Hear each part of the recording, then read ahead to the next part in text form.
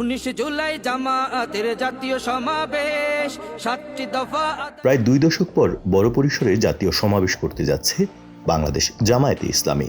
দলের ৭৫ বছরের ইতিহাসে এবারই প্রথমবারের মতো তারা সমাবেশ করতে যাচ্ছে রাজধানীর ঐতিহাসিক সোহরাওয়ার্দী উদ্যানে।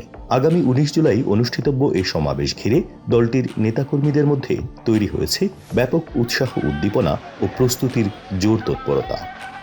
জামায়াতের পক্ষ থেকে জানানো হয়েছে এই সমাবেশ হবে দলটির ইতিহাসের সবচেয়ে বড় জমায়েত। অংশগ্রহণের লক্ষ্যমাত্রা নির্ধারণ করা হয়েছে প্রায় 12 থেকে 13 লাখ।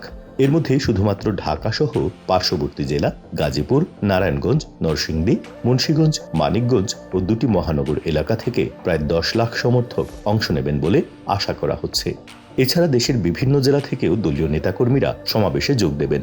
সমাবেশকে সফল করতে এরই মধ্যে সরেজমিন প্রস্তুতি তদারকি করেছেন দলটির সেক্রেটারি জেনারেল অধ্যাপক মিয়া গুলাম পরোয়ার। তিনি মঞ্চ নির্মাণ, নিরাপত্তা, চিকিৎসা, পানি সরবরাহ, স্যানিটেশন, ওযু ও নামাজের ব্যবস্থা, অস্থায়ী শৌচাগার ও LED স্ক্রিন সহ সকল বিষয়ে দায়িত্বপ্রাপ্তদের প্রয়োজনীয় দিক নির্দেশনা দিয়েছেন। সমাবেশে 7 দফা দাবি তুলে ধরা হবে, যার মধ্যে উল্লেখযোগ্য হল রাজনৈতিক দলগুলোর জন্য সমান সুযোগ নিশ্চিত করা, লেভেল প্লেয়িং ফিল্ড, জুলাই মাসে সংগঠিত গণহত্যার বিচার, রাজনৈতিক সংস্কার, আন্দোলনে শহীদ ও আহতদের পুনর্বাসন, জুলাই সনদ বাস্তবায়ন, সংবিধানে আনুপাতিক প্রতিনিধিত্ব পদ্ধতি চালু, প্রবাসী ভোটারদের ভোটাধিকার নিশ্চিতকরণ। এই বিশাল আয়োজন নির্বিঘ্ন করতে 1000-এর বেশি স্বেচ্ছাসেবক ও কর্মী দায়িত্ব পালন করবেন। রাজধানীর গুরুত্বপূর্ণ মোড়ে মোড়ে পোস্টার, ব্যানার ও লিফলেট বিতরণের মাধ্যমে প্রচারণা চালানো হচ্ছে। সামাজিক যোগাযোগ মাধ্যমেও সমাবেশকে কেন্দ্র করে তৎপরতা বেড়েছে।